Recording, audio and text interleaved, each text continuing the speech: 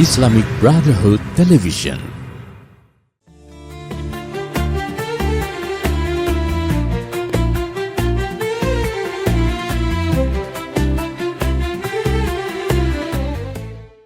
ثم جميع الصحابة القرب والتابعين وتابعي التابعين لهم بإحسان إلى يوم الدين.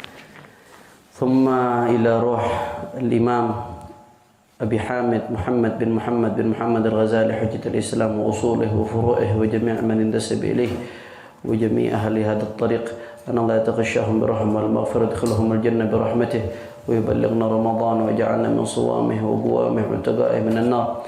على هذه النية ولكل نية صالحة وإلى حضرة النبي محمد صلى الله عليه وسلم بسر الفاتحة. بسم الله الرحمن الرحيم. الحمد لله رب العالمين الرحمن الرحيم إياك نعبد وإياك نستعين اهدنا الصراط المستقيم صراط الذين أنعمت عليهم غير المغضوب عليهم. بالسند المتصل إلى الإمام حجة الإسلام أبي حامد محمد بن محمد الغزالي الطوسي رحمه الله تعالى ونفعنا به في الدارين آمين. كتاب أسرار الصوم ومهماته.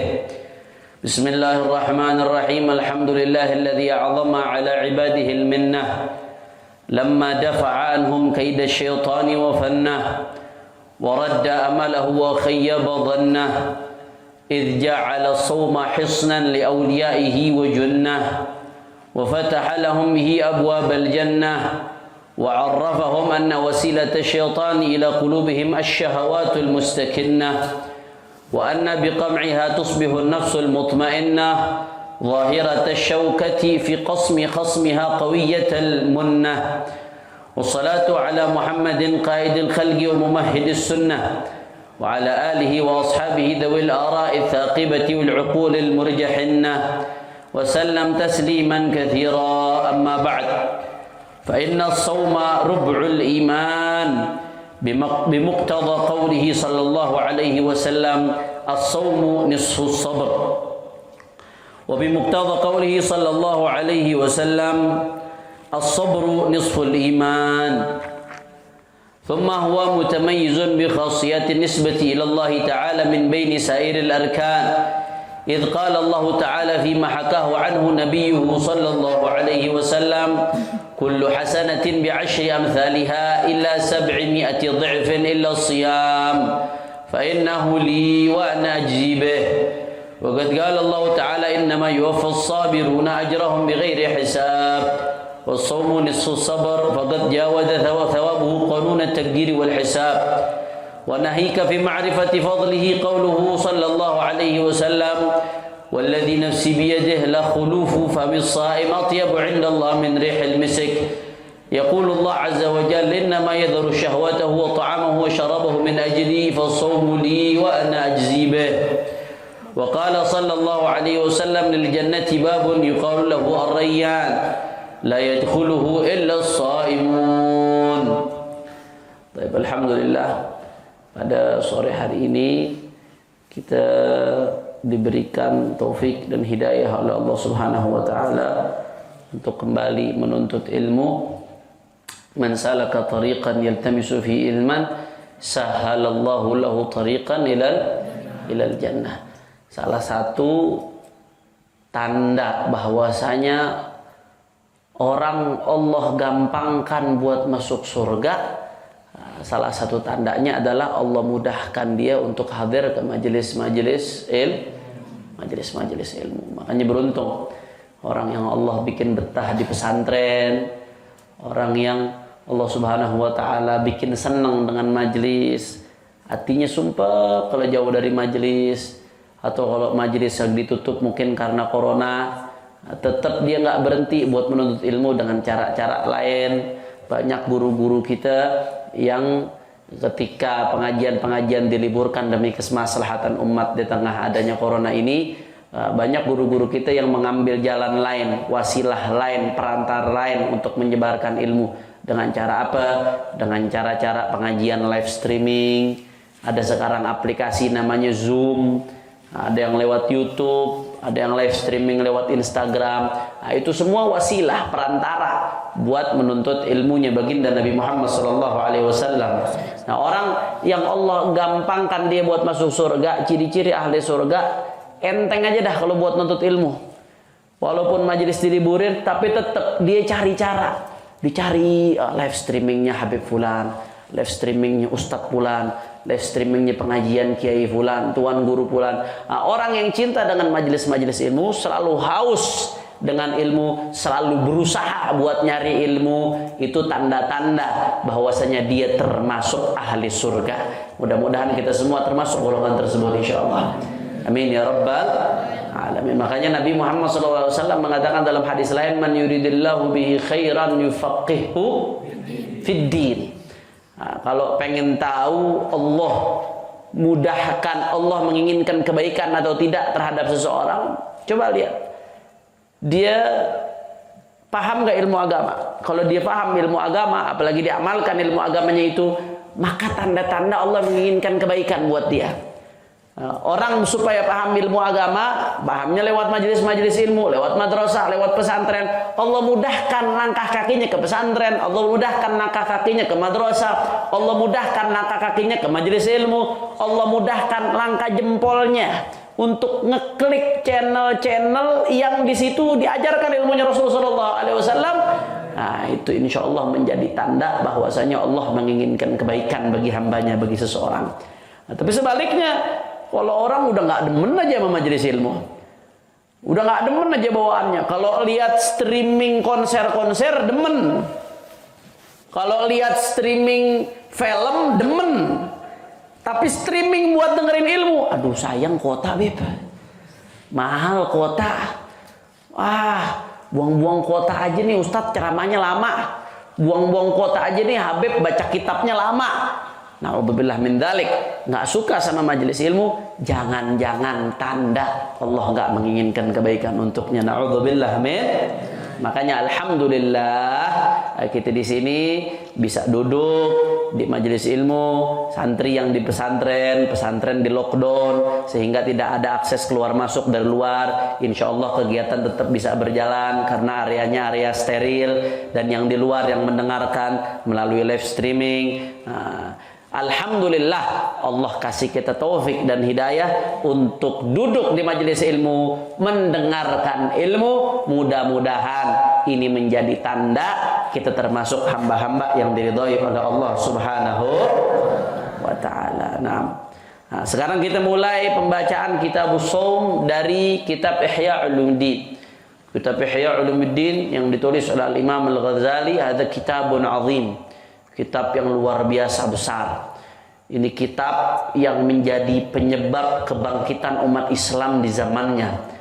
Dan kalau di setiap zaman pun diamalkan betul-betul isi kitab Ihya Ulumuddin, maka ini akan menjadi penyebab kebangkitan umat. Makanya ada salah satu guru kami yang bermimpi melihat baginda Nabi Muhammad SAW. Salah satu guru saya yang bermimpi melihat Nabi SAW. Nabi SAW mengatakan di akhir zaman ini banyak fitnah, banyak musibah, umat makin terpuruk. Kenapa sebabnya? Salah satu sebabnya karena umat meninggalkan kitab Ihya Ulumuddin. Nah, kalau betul-betul dipegang teguh kitab Ihya Ulumuddin, ini akan menjadi penyebab kebangkitan umat dari berbagai aspek. Karena tidaklah apa-apa yang ditulis oleh Imam Al-Ghazali dalam kitab Ihya Ulumuddin ini kecuali intisari yang beliau fahami dari Al-Quran dan sunnahnya baginda Nabi Muhammad SAW. Bukan berarti ini mau ini mengkultuskan satu kitab melebihi Al-Quran sunnah. Enggak. Justru apa yang ditulis oleh Imam Al-Ghazali ini adalah hasil perasan intisari yang beliau pahami dari Al-Quran dan sunnah. Kita ini orang awam, kita ini orang bodoh, kita nggak paham Al-Quran kalau kita baca sendiri. Kita kurang bisa memahami hadis kalau kita baca sendiri. Paling mentok memahami pakai terjemahan. Kembali ke Al-Quran dan Sunnah itu baik, tapi harus dengan pemahaman yang baik. Jangan bicara kembali kepada Al-Quran dan Sunnah, tapi pakai pemahaman sendiri. Bukan begitu. Al-Quran itu diturunkan pakai bahasa Arab. Untuk memahami Al-Quran harus betul-betul paham bahasa Arab. Harus betul-betul paham kaidah-kaidah bahasa Arab. Harus betul-betul paham yang namanya kaidah tafsir, nggak sembarangan. Makanya saya lebih memilih untuk kembali kepada Al-Quran dan Sunnah, bukan dengan pemahaman saya sendiri, tapi lewat pemahamannya Al-Imam Syafi'i, lewat pemahamannya Al-Imam Al-Ghazali, lewat pemahamannya Al-Imam Al-Haddad. Dengan kita kembali kepada Al-Quran dan Sunnah melalui pemahaman mereka, insya Allah lebih selamat. Mana yang lebih ngerti Al-Quran Sunnah, kita atau Imam Ghazali? Imam Ghazali. Kita atau Imam Al-Haddad? Imam Al-Haddad. Kita atau Imam Syafi'i? Jangan dengan kita kembali ke Ihya, kembali ke kitab-kitabnya para ulama, atau bertaklid kepada para ulama, dianggap ente nggak kembali ke Al-Quran dan Sunnah. Ngapain? Ulama tuh bisa benar bisa salah. Langsung kembali Al-Quran dan Sunnah. Bener, jargon ente bagus, kata-kata kembali Al-Quran dan Sunnah itu bagus. Akan tetapi bagaimana cara kita kembali ke Al-Quran dan Sunnah? Pakai pemahaman ente sendiri? Tunggu dulu, belum tentu cara ente benar. Bahasa Arab aja masih beletat-beletot. Betul lah, betul. Kembali kepada Al-Quran dan Sunnah melalui pemahamannya para ulama. Kitab-kitab yang ditulis oleh para ulama, termasuk Ihya Ulumuddin, tidak lain dan tidak bukan adalah intisari yang diambil dari Al-Quran dan sunnahnya baginda Nabi Muhammad Sallallahu Alaihi Wasallam. Begitu juga akhlaknya para salafun saleh dari zaman para sahabat sampai ke tabi'in, ke tabi'in sampai kepada zaman Al-Imam Al-Ghazali. Mudah-mudahan kita dapat keberkahan mereka semua insyaallah. Makanya ini kitab luar biasa, Ihya Ulumuddin ini kitab yang begitu luar biasa yang ditulis oleh Al-Imam Al-Ghazali. Nah, di sini kita mulai babu som, karena sebentar lagi kita akan masuk bulan Ramadan. Supaya kita tahu bagaimana sih kita mesti ngadepin Ramadan, bagaimana caranya kita nyambut Ramadan. Jadi nggak rugi kedatangan tamu besar, tapi kita nggak dapat apa-apa. Rugi kalau kita kedatangan tamu besar, tapi tamu itu berlalu begitu saja, rugi.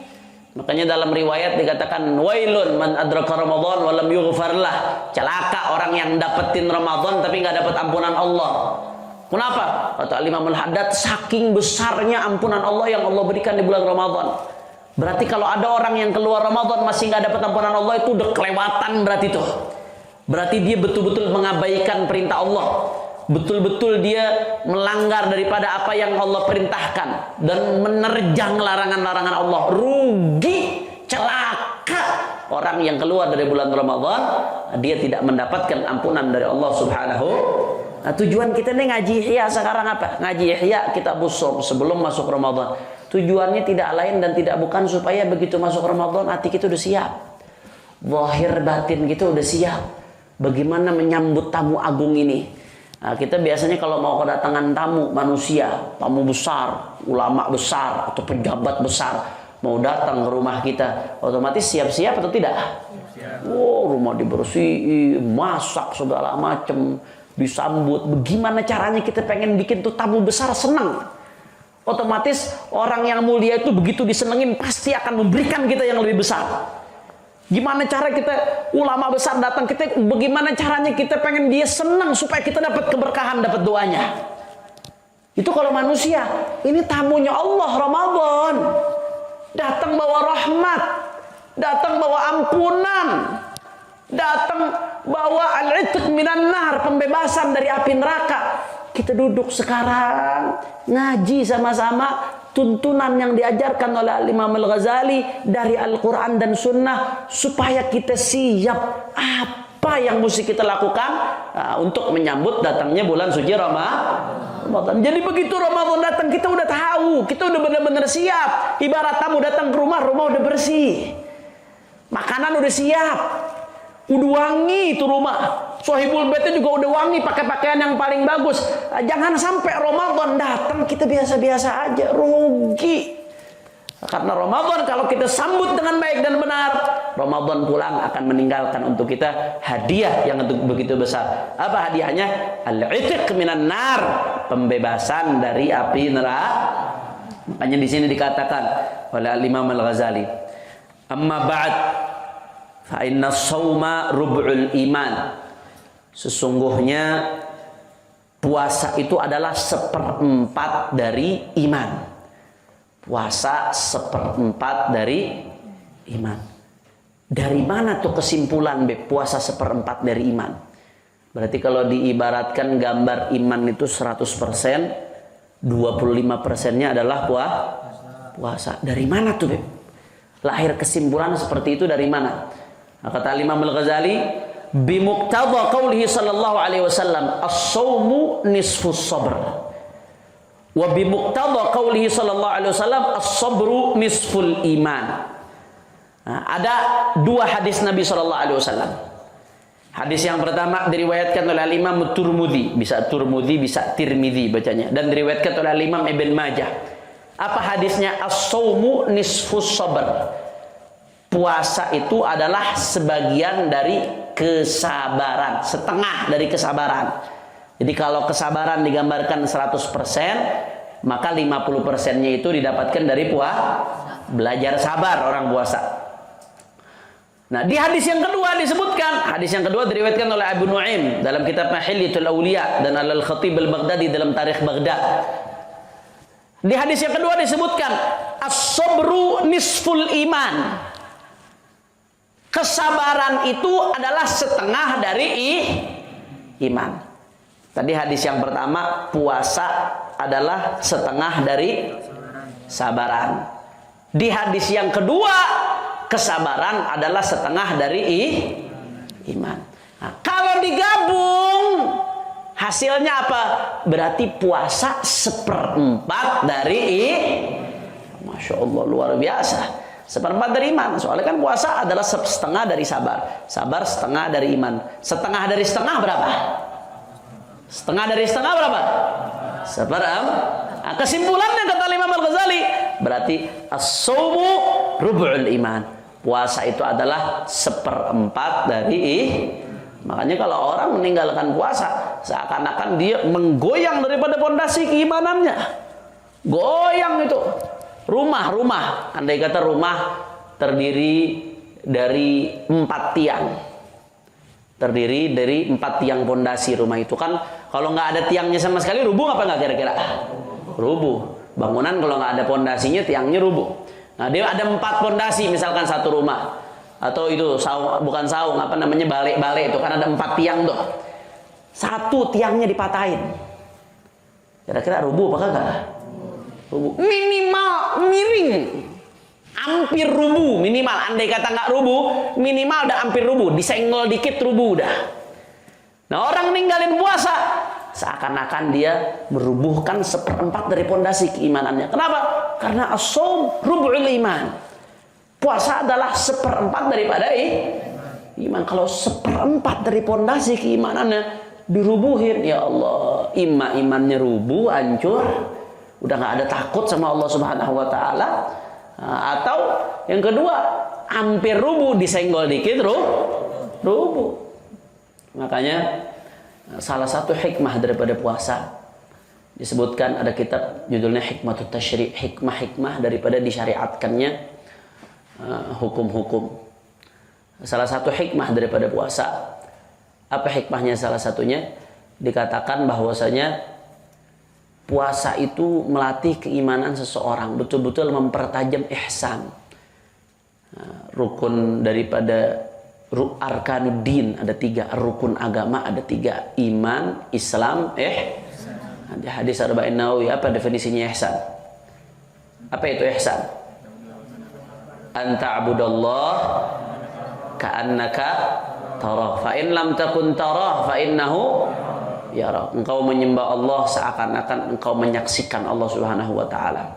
Betul-betul merasakan bahwasanya dia menyaksikan keagungan Allah, menyaksikan kebesaran Allah Subhanahu wa taala. Fa in lam takun tarah, kalau kau belum bisa kepada magom menyaksikan kebesaran keagungan Allah, minimal fa in tam takun tarah fa innahu yarak. Yakinilah, hadirilah dalam hati kita, sesungguhnya Allah Subhanahu wa taala melihat kita. Nah, puasa ini mempertajam ini. Mempertajam ihsan, mempertajam syuur di dalam hati kita, keyakinan bahwasanya Allah menyaksikan apa yang kita lakukan. Buktinya apa? Orang kalau puasa, benar-benar puasa ya, bukan puasa abal-abal, pulang dari sekolah mampir ke warteg, kakinya doang yang kelihatan kalau bulan puasa tuh. Bukan puasa yang model begitu, puasa yang benar-benar. Siang-siang pulang sekolah, pulang dari kuliah, panas Jakarta nih. Sampai ke rumah nggak ada orang, sendirian doang. Panas sudah haga banget, udah haus luar biasa. Akhirnya lihat ada kulkas. Orang benar-benar puasa nih, lihat ada kulkas. Dibuka tuh kulkas. Ada air es 1 botol, udah keringetan tuh botol air es tuh. Nikmat betul ya Allah. Itu kira-kira kalau diminum lagi aus-ausnya siang-siang puasa enak apa kagak tuh? Kagak ada orang di rumah. Sendirian dia. Gak ada orang satupun di rumahnya. Panas banget lagi baru pulang kuliah. Aus sudah luar biasa, kering tenggorokan, buka kulkas ada air es, botolnya udah keringetan. Tapi gara-gara dia puasa, dia lihat ya Allah. Tapi saya lagi puasa. Kalau saya minum batal. Ya udah deh, nggak usah diminum deh, taruh aja di tenggorokan. Apa yang membuat dia nggak mau minum? Padahal nggak ada orang, nggak ada yang lihat. Andai dia minum juga orang nggak tahu puasanya batal. Tapi dia nggak mau minum. Kenapa? Karena dia tahu Allah menyaksikan. Yang penting bukan puasa anak sah atau nggak sah di mata orang, bukan. Yang penting puasa anak sah atau nggak sah di sisi Allah Subhanahu. Itu ngelatih ihsannya dia orang yang puasa. Makanya dikatakan dalam kitab, dalam Hikmatut Tasyri' itu, andai kata semua orang betul-betul merenungi hikmat daripada puasa, andai kata semua orang betul-betul merenungi hikmat puasa, maka dunia ini akan menjadi seperti surga. Nggak ada orang ngerampok, nggak ada orang yang nyolong, nggak ada orang yang zalimin orang lain. Kenapa? Semuanya betul-betul sadar saya ini diawasin Allah. Andai kata manusia nggak ngelihat, Allah ngelihat. Andai kata manusia nggak tahu, Allah tahu. Andai kata saya nggak dihukum manusia, saya nggak bisa lolos dari hukuman Allah. Kalau semua orang betul-betul merenungi hikmat puasa, nggak ada pejabat yang korupsi, nggak ada begal yang melakukan begal, nggak ada rampok yang ngerampok, nggak ada pedagang yang nipu, nggak ada orang yang berzina. Kalau semua orang betul-betul merenungi hikmat daripada puasa, betul-betul dia ambil dars pelajaran daripada puasa, maka niscaya ihsannya itu akan betul-betul tajam. Dia akan selalu menyaksikan kehadiran Allah Subhanahu wa taala dalam kehidupannya, sehingga dia tahu bahwasanya Allah ma'i, Allah syahidi, Allah hadiri, Allah qaribun minni, Allah bersamaku dimanapun aku berada. Aku bermaksiat, aku disaksikan oleh Allah. Kata-kataku tidak baik, kata-kataku didengar oleh Allah. Apa pantas kalau kata-kataku sebagai seorang hamba ini didengar oleh Allah Subhanahu wa taala? Apa Allah ridha? Allah hadiri, Allah hadir dalam kehidupanku. Jangan kau pikir engkau ngambil itu harta rakyat, Allah nggak hadir, Allah nggak lihat, Allah lihat. Tapi Allah undur, nanti akan ada siksaannya. Jangan kau pikir ketika engkau berzina, ketika engkau pacaran, Allah nggak hadir, Allah nggak lihat, Allah lihat.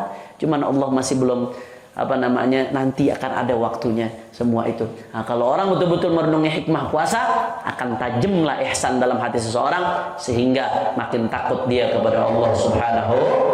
Nah, kalau semua orang seperti ini, la sarat dunia kal jannah, maka dunia akan menjadi seperti surga. Di surga nggak ada orang yang ngezalimin orang lain.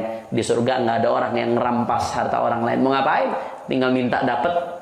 Enak hidup di surga. Nah, kalau semua bisa merenungi hikmah puasa, maka hidup di dunia ini hampir mirip-mirip kayak hidup di surga. Mudah-mudahan kita termasuk hamba-hamba Allah yang bisa betul-betul mendapatkan pelajaran daripada puasa di bulan Ramadan ini, sehingga nanti keluar dari bulan Ramadan betul-betul kita lulus dari madrasah Ramadan, mendapatkan ijazah. Ijazahnya apa? Syahadahnya apa? Ijazahnya apa? Yaitu al-ihsan. Semakin tajam ihsannya kita, semakin tajam daripada keyakinan kita. Allah menyaksikan semua yang kita lakukan, Allah mendengar semua yang kita katakan. Mudah-mudahan yang sedikit yang diberkahi oleh Allah Subhanahu wa taala. Hadani Allah wa iyyakum ila siratal mustaqim. Wal afu minkum. Wassalamualaikum warahmatullahi wabarakatuh. Ya rabbana